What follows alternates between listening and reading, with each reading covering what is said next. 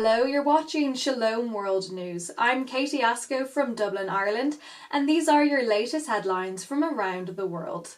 In the Caribbean nation of Haiti, Catholic institutions went on strike on Thursday, April 15th, demanding government intervention for the release of abducted priests, nuns and laymen.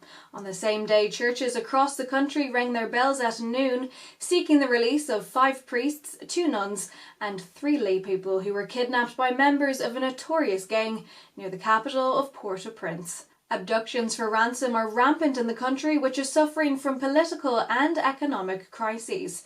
The Episcopal Conference of Haiti has denounced the, quote, kidnapping dictatorship growing in the country.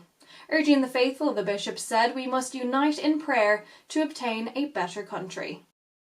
Catholics in the West African nation of Benin are commemorating the 160th anniversary of the arrival of missionaries in the former French colony. In this small nation of 8.8 million people, Catholics comprise 27% of the population, and the Church has a significant presence in the country.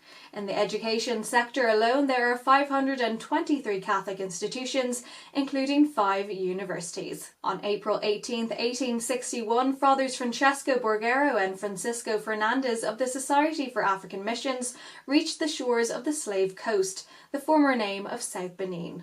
One of the major challenges for the Church in this country today is increasing grassroots evangelization, as a significant number of Catholics are no longer steadfast in their faith and resort to pagan practices for power and wealth.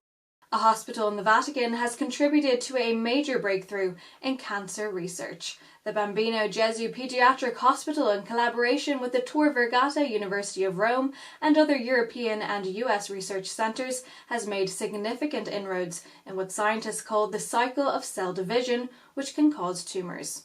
Researchers have discovered the switch that controls the life cycle of cyclin D, which is a major component of cell division and triggers the formation of many types of cancers. This major discovery could lead to specific therapies that block the defense system of the diseased cells. The study was led by Professor Francesco Ciccioni of the Oncohematology section and directed by Professor Franco Locatelli with the assistance of the research team at the University of Rome. According to a government proposal published on April 15th, the Joe Biden administration in the US is attempting to alter former President Trump's policy. This policy prevented Title X funding to establishments such as Planned Parenthood, which perform and refer for abortions.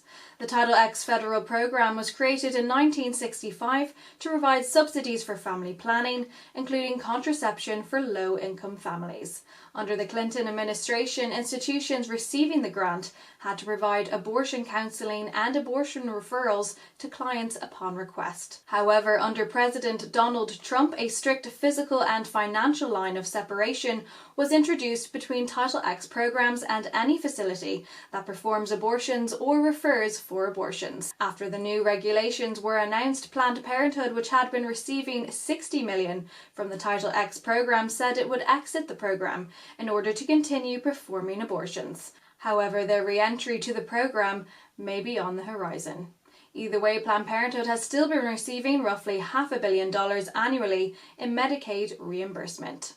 Also in the US, hundreds of pro-life activists have taken part in the Midwest March for Life rally in Missouri. During the march, which started at the state capitol in Jefferson City on April 14th, organisers said the group aims to help women considering abortion to make a choice that they can live with, without any sense of regret.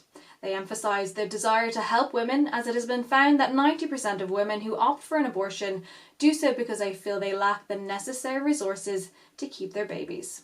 National March for Life President G. Mancini, Secretary of the State Jay Ashcroft and representatives of the Diocese of Jefferson City all spoke at the rally. The Archbishop of Homs in war-torn Syria has expressed gratitude to Hungary for their assistance in rehabilitating 200 Christian families in the aftermath of the devastating civil war. Since 2011, the Viktor Orban government of Hungary has provided financial assistance to rebuild 2 Christian youth centres and 200 homes which were destroyed in clashes between government troops and militants belonging to the Islamic State. The government has also provided financial assistance to an Italian foundation which maintains 3 hospitals in the war-ravaged country. The nationalist government in Hungary has been known for supporting the cause of persecuted Christians in the Middle East, and Christians in Syria are a minority in particular need. In a rare gesture, the Holy Father has permitted the ordination of a seminarian suffering from leukemia ahead of the scheduled date. On April 1st, the 31-year-old Deacon Livinius Nnamani of Nigeria was ordained a priest by the Auxiliary Bishop of Rome at the Presidio Sanitario Medica group Casilino Hospital in the Italian capital.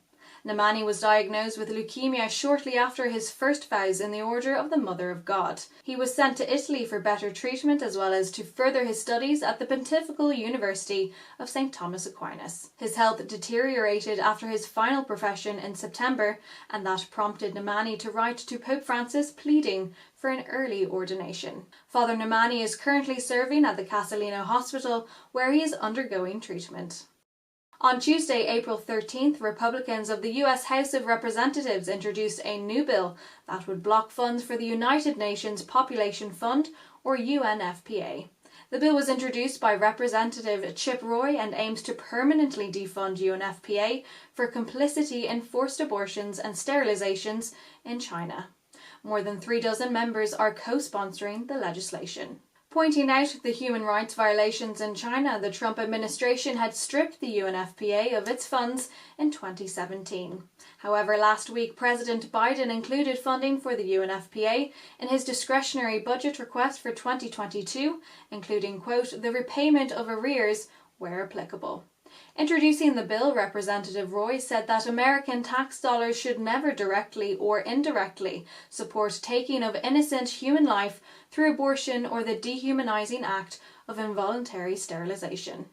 Those are your latest headlines. Do join us again tomorrow and visit swnews.org for more updates. Shalom.